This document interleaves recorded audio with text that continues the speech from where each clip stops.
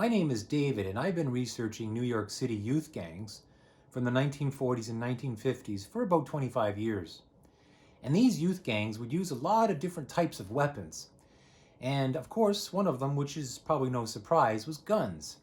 And they would use all kinds of different guns. They would use revolvers, they would use pistols, shotguns, rifles, and zip guns, which are homemade guns, which deserve a whole nother video themselves. And today I've got a very interesting story for you about a member from an East Harlem gang who got caught with a weapon you're never going to believe.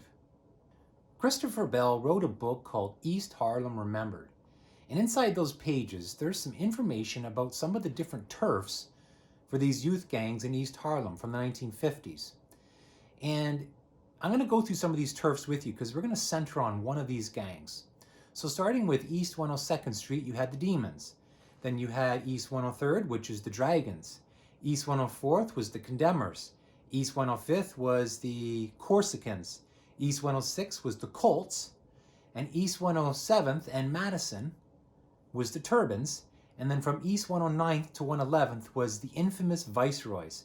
I actually think that went up further north to East 112. But for today's video, we're going to center on the Turbans from East 107th and Madison. I want to give you the feel, or try to give you the feel and the atmosphere in East Harlem in the 1950s when it pertains to these gangs. And there's a newspaper called the Oakland Tribune, way across the country on the West Coast, that had an interesting article. And in the article, they had a quote from a member of the Turbans. And I want to read the quote to you in its entirety. I think it's very important. It's a natural thing to do when you start feeling your oats. The girls go for a fellow with a reputation. So I joined the Turbans just to get a rep. That's all. You've got to belong to a gang in Harlem. It's a matter of protection. Only a few guys survive as loners. So that's the quote. Now the Turbans did have a bad reputation in the neighborhood. And in my research, I've been able to track them back as far as 1946. Now, I'm not saying that's when they started. Most likely they were around before 1946. But for my purposes of research, that's as far back as I could find them. It was November 1, 1946, and a member of the Turbans by the name of Angelo was on the rooftop of 67 East 106th Street, and he was with a fellow gang member, Ruben Rodriguez. Angelo pulls out a gun, but it's not the type of gun that you would expect. He actually pulls out a flintlock pistol, and it's loaded with a .22 caliber cartridge. Now, later Angelo said that he actually stole the flintlock pistol from an enemy gang member in a grocery store.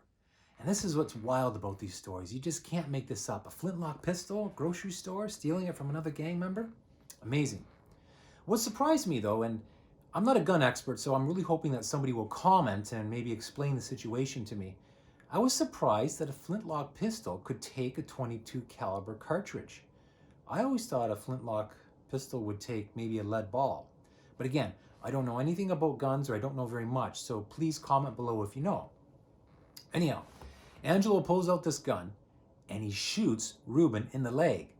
Now Ruben said that he got shot because he refused to stay in the Turbans. Angelo had a different story. He said that he accidentally shot Ruben. I'm not really sure which story to believe, but when Angelo was later questioned, he revealed some interesting information about the Turbans. Number one, he said that the Turbans were a gang of petty thieves in the neighborhood. And he also said that the Turbans had an enemy that they would fight frequently by the name of the Cavaliers. And in fact, on the very night that he shot Ruben in the leg with his flintlock pistol, they are about to fight the Cavaliers, or they're planning on it. In fact, they had bricks stacked up on the actual roof, ready to rain fire down on the enemy gang below. But the Cavaliers weren't the only gang that the Turbans fought. They also fought the infamous Viceroys, who I mentioned earlier in the video, who had their turf on 109th all the way up to 112th.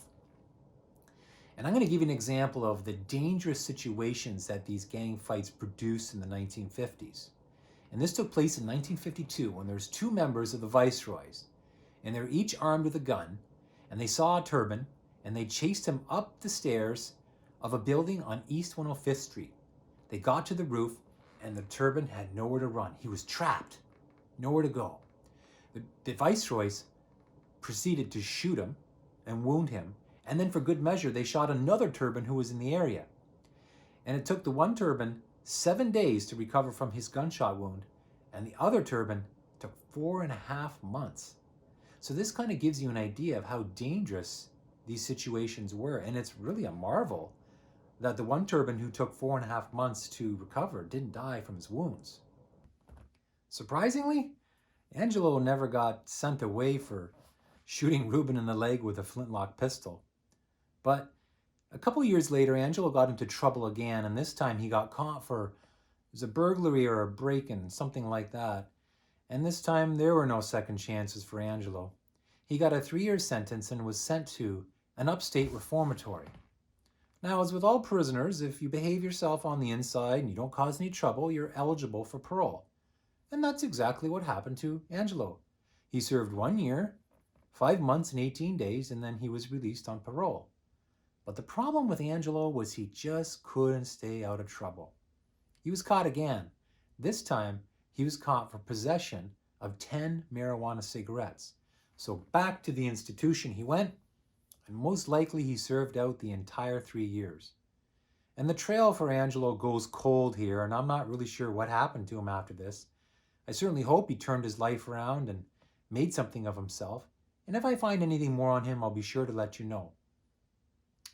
And these stories, like the one about Angelo, are so important to tell because if they're not told, they'll be lost to the dustbin of history. And so the fact that you're here with me today, listening to the story, means so much to me. I hope you enjoyed hearing the story as much as I enjoyed telling it. We'll see you on the next one.